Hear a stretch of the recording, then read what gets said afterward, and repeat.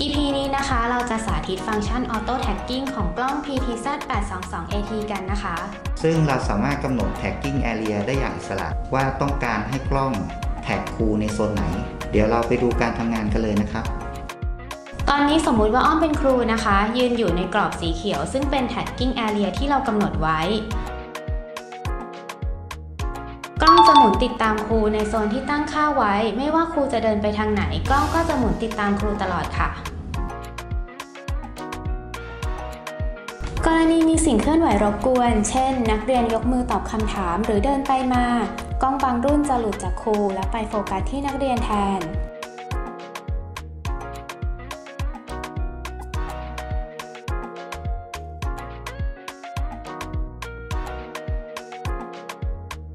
แต่สำหรับกล้อง PTZ822AT นะคะ ถึงแม้นักเรียนจะยกมือตอบคำถามหรือเดินไปมา กล้องก็ยังสามารถติดตามครูได้อย่างแม่นยำค่ะ